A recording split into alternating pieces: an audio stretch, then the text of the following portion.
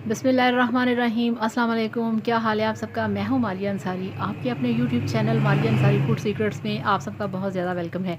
तो फ्रेंड्स, आज हम बनाएंगे फ़िश, बल्कि आज हम फ़िश को ग्रिल करेंगे। बहुत ही टेस्टी, बहुत ही मज़ेदार, बहुत ही सिंपल और आसान वे में, जो कि आप बाहर से जाके बहुत ज़्यादा महंगी और कॉस्टली खाते हैं। तो आज हम फ़िश को घर पर ग्रिल करेंगे। और उससे पहले रिक्वेस्ट है कि मेरे चैनल को सब्सक्राइब कर लें, बेल आइकन को लाजमी प्रेस करें ताकि मेरा कोई भी वीडियो मिस ना हो सके। तो चलिए शुरू करते हैं।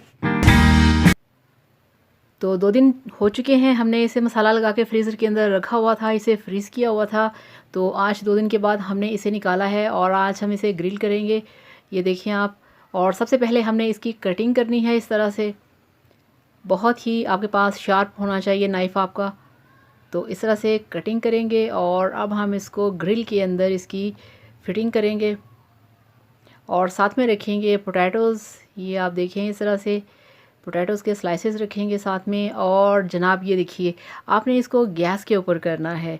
आपके पास कोयले नहीं, आपके पास अंगीठी नहीं, आपके पास ऐसा कोई सामान नहीं है बारबेक्यू का, तो नो टेंशन, आप इसे घर में बहुत आसानी के साथ इस तरह से ग्रिल कर सकते हैं।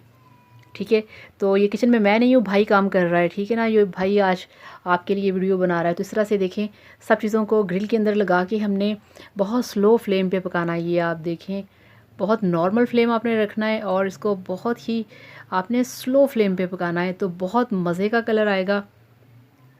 ये देखिए कितना अच्छा कलर है। तो जनाब आप भी इसको इस तरीके से बनाएं और इन्जॉय करें। कोई ज़रूरत नहीं है आपको देखते रहने की बाहर जाएं और कब खाएं, कैसे खाएं।